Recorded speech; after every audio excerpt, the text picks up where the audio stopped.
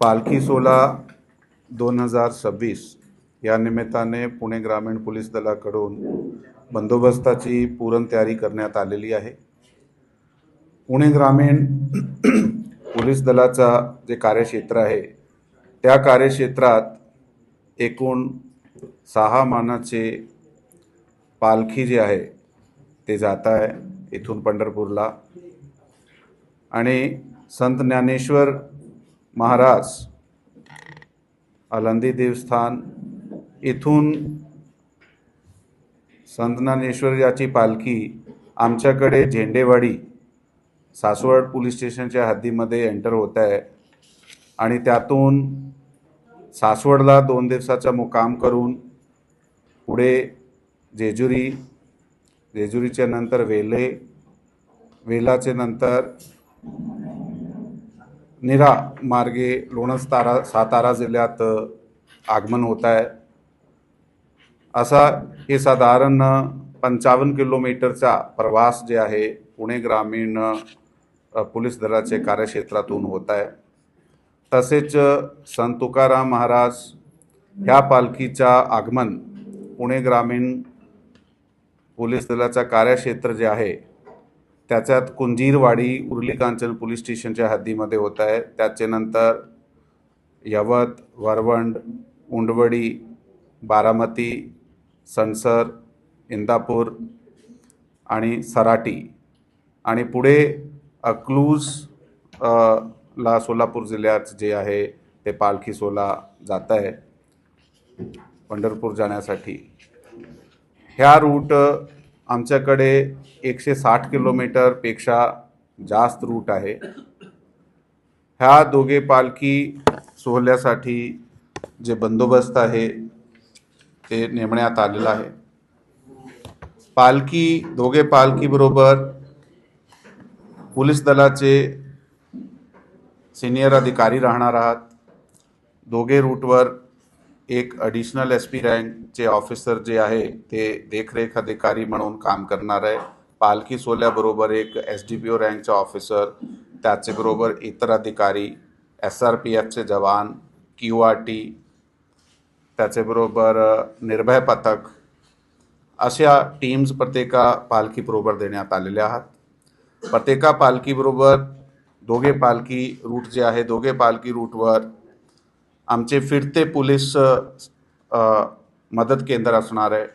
याच्यात अधिकारी, तपासी अंमलदार सुद्धा राहणार आहे, कारण काही वेळी मिसिंगची कंप्लेंट, काही चोरीची कंप्लेंट आल्यानंतर त्याच ठिकाणी त्याची जे तक्रार नोंदवण्याची सोय करण्यात आलेली आहे।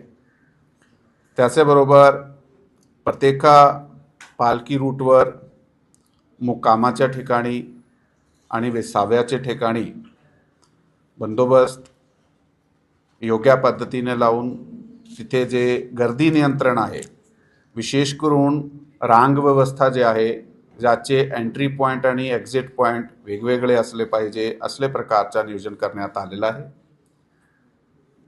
या रूटवर कुठेही रोड इंजिनिअरिंगचे जे काही प्रॉब्लेम्स होते, जेव्हा इतर काही समस्या होत्या, फॉर एक्झाम्पल वन विभागाशी रिलेटेड आहे, MSCBशी रिलेटेड आहे, BSNLशी रिलेटेड आहे, तर असे प्रत्येका विभागाबरोबर जे आहे ते पत्रव्यवहार करण्यात आलेला आहे आणि ते जी समस्या त्या ठिकाणची आहे त्याचं निराकरण करण्यासाठी समाधानक पद्धतीने कार्य करण्यात आलेले आहेत।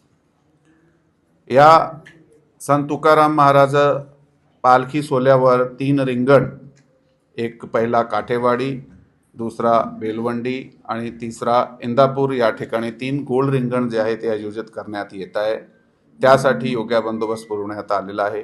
प्रत्येका ठिकाणी ॲम्ब्युलन्स, पॉवर बॅकअप, योग्य पुरेशी लाईटची व्यवस्था असा नियोजन करण्यात आलेला आहे। कुठल्याही प्रकारचे गुन्हे घडते कामा नये किंवा कुठल्याही प्रकाराची इव्हटीजिंग वगैरेचे गुन्हे घडता कामा नये आमचे क्राईम ब्रांच आणि महिला पोलिसाचे विशेष पथक दोघे पालखी रूटवर सतत कार्यरत असणार आहे।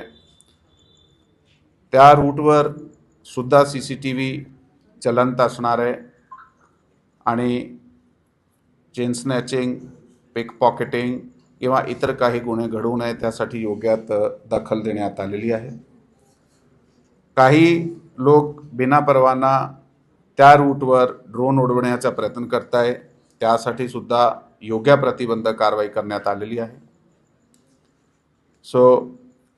ह्याशिवाय ह्या पालखी सोहळ्याचा बंदोबस्त करत असताना सर्वात मोठा जे एक बंदोबस्त लावला जाते ते ट्रॅफिक डायव्हर्शनचे आहे. कारण त्या रूटला येणारे आणि जाणारे सर्व रस्त्यावर कुठेही प्रकारचा काही गाडी बंद पडणे किंवा त्या ट्रॅफिक वळवणे काही एखाद्या कारणाने, त्यासाठी कंटिंजन्सी रूट प्लॅन करण्यात आलेले आहे. कंटिंजन्सी रूटवर सुद्धा गुन्हे नियंत्रण दृष्टीने पोलीस दलातर्फे जे पेट्रोलिंग आहे, पोलीस पेट्रोलिंग ठेवण्यात आलेली आहे. भाविकाला कुठल्याही प्रकारची गैरसोय होणार नाही यासाठी प्रत्येका प्रकारची काळजी जी आहे ती घेण्यात आलेली आहे. या रूटवर काही वेळी काही स्वागत कक्ष उभे केले जातात. त्या स्वागत कक्षावर काही प्रकार खाऊचे जे पदार्थ ते आहे ते वारकऱ्याला दिले जातात. ते सर्वाचा वेलकम आहे त्यासाठी. परंतु त्या ठिकाणी DJ लावणे, गाणे वाजवणे किंवा असे प्रकारचा कुठलाही नॉईज पोल्युशन करणे त्यावर योग्य प्रतिबंध कारवाई सुरुवातीपासून करण्यात आलेली आहे. DJ फ्री आणि लाऊडस्पीकर फ्री हे वारी जे असणार आहे. त्याच्याबरोबर पुणे ग्रामीण पोलीस दलातर्फे दोघे पालखी सोहळ्याबरोबर मिळून आणि वारकऱ्याबरोबर मिळून एक हरित वारीचा कन्सेप्ट राबवण्यात आलेला आहे. मागच्या वर्षीसुद्धा अखेर रूटवर प्लांट लावण्यात आले होते. यावर्षीसुद्धा प्रत्येका पोलीस स्टेशनची हद्दीमध्ये त्या रूटवर जागोजागी जे आहे ते ट्री प्लांटेशन करण्यात येणार आहे. पाऊस सुरू झालेला आहे म्हणून आता लावण्यात आलेले जे झाडे आहे ते पुढच्या वर्षी अजून मोठे होऊन जाईल आणि पर्यावरणात एक चांगला इम्पॅक्ट त्याचा होईल. याशिवाय संपूर्ण बंदोबस्त जे येणार आहे त्याचे राहण्याची सोय, त्याची ट्रान्सपोर्टेशनची सोय हे सुद्धा चांगल्या प्रकारे करण्यात आलेली आहे. काही गोष्टी जे पुणे ग्रामीण पोलीस दलाकडे सध्या उपलब्ध नाही आहे ते दुसऱ्या घटकाकडून मागून घेतल्या गेल्या आहेत. जसा की सर्वेलन्स व्हॅन आहे किंवा इतर काही टेक्निकल सर्वेलन्सचे जे उपकरण आहे ते दुसऱ्या घटकाकडून विनंतीवर मागण्यात आलेलं आहे. ह्या बंदोबस्ताती योग्यप्रमाणे आमची तयारी आहे आणि आपण सर्वाला पालखी सोहळा 2026 याची खूप खूप शुभेच्छा. थँक्यू. जय हिंद, जय महाराष्ट्र.